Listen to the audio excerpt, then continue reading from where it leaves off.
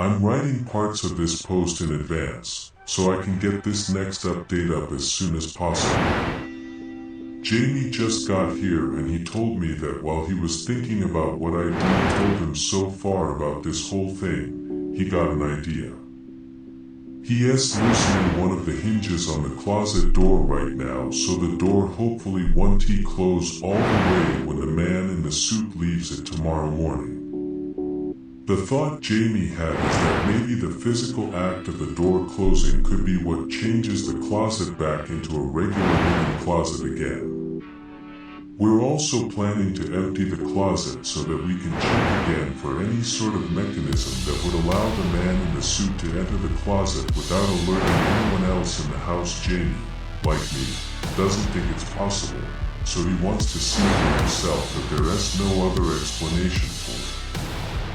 After Jamie was satisfied that there was no false wall or secret door inside my closet, we grabbed some UPS there S1 practically right down the street and brought it back to my house.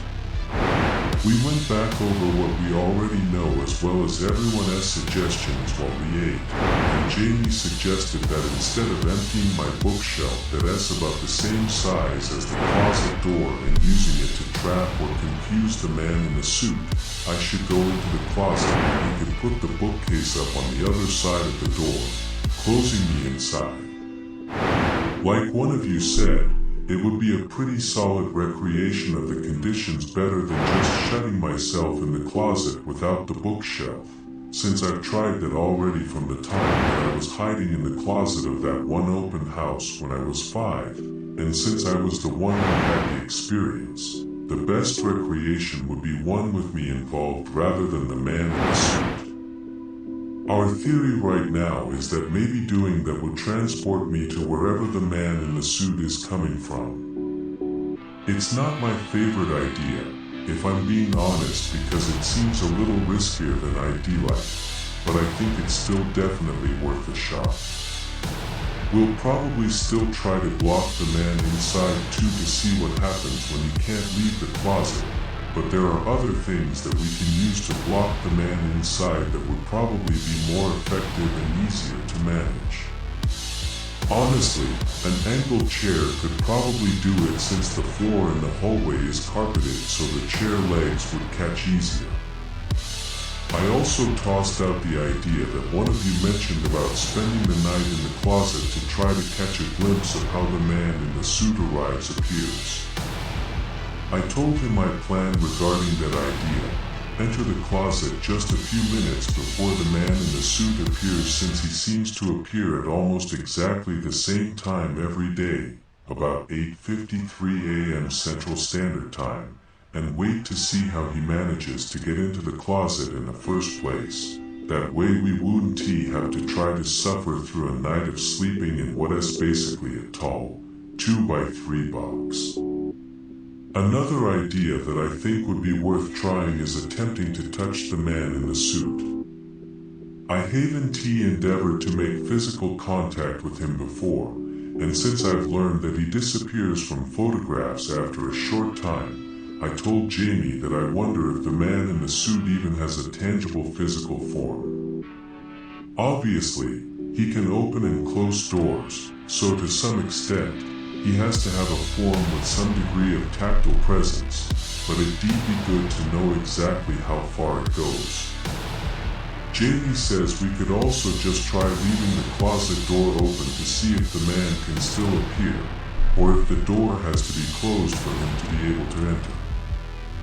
But we agreed not to try too many ideas out at once, because it'll be easier to connect causes to effects if we don't muddy the waters too much. That said, our plan for tomorrow morning is simply to see if Jamie can see the man in the suit too, since so far I'm the only one that has. Watch to see if the door not closing properly will keep the closet from changing back into a regular closet after the man leaves, and maybe to see if we can touch the man we haven't fully decided on. This last one, but we agreed to at least leave it on the table. I'll type out the rest of this tomorrow morning after we've done our experiments. Jamie and I just got back from trying to follow the man in the suit to see where he goes after he leaves my house. Jamie is planning on staying over again tonight so we can try a few more things, but before we get to that, I'm going to explain what happened as best as I can.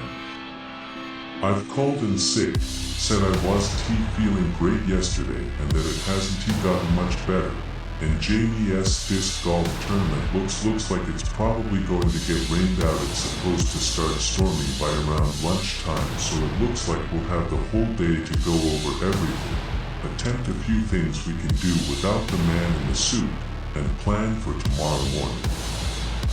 Jamie can see the man in the suit, and other people can too, but we didn't find it out until we followed the man. However, our plan to loosen the hinges so the door wouldn't close after the man left didn't exactly go as planned. It was actually pretty disappointing. When the man in the suit left the closet and tried to shut the door behind him like he normally does, he noticed it wouldn't go back inside the doorframe easily. Instead of leaving it open and going about his day, he studied it for a moment, opening the door wide and trying to close it again. While the door was open, Jamie and I were both able to look inside the closet, and it didn't look any different. It looked like any other closet. There wasn't a portal to a fantastical or even another regular looking place. It was just the same closet that it had always been, only empty now because Jamie and I took everything out of it last night. Eventually, the man shifted his weight against the door to lift it back into proper alignment as he shut it, and it closed, not easily, but it still clicked back into place. Then the man checked his watch and walked down the hall. It seemed to me like he moved faster this time, but I honestly can't say for sure. One thing I can say for sure, though, is that as he opened the front door, he cursed his tardiness and set off across my yard at a dead sprint. Jamie and I hadn't planned to go after him, but when he took off, we felt like we had to. He didn't run along the sidewalks or streets. He ran in a straight line, between houses, through a drainage ditch a few streets away, and then straight into the thicket at the opposite end of the ditch. Jamie and I weren't able to gain any ground on him at all. Jamie got closer than I did to keeping up with him, but he still couldn't seem to catch up with the man in the suit at all. Jamie was a sprinter on his high school track team. He joked about it and being a masochist all the time at work because he was the only person on the school's team who had run the 800-meter race at every meet. Nobody else wanted to because the 800-meter race is notoriously hellish, so they only ran 800s when the coach told them they had to. In the end, Jamie's speed didn't seem to matter at all. I was about halfway across the ditch by the time Jamie reached the thicket that the man in the suit had disappeared into. A few moments later, I heard a handful of cars honk in pretty quick succession as brakes screeched. Jamie came back through the thicket as I was just about to enter it, and he told me that the man in the suit had sprinted across the expressway before simply disappearing right as a lifted truck was about to run him down. Jamie said it looked like the truck had hit him, but instead of knocking him to the ground and running him over, the contact with the truck's grill had made him vanish into thin air. The truck didn't seem to be damaged or marked at all from what Jamie could tell before all of the cars continued on their way as if nothing at all had happened. We walked back to my house and sat on the porch.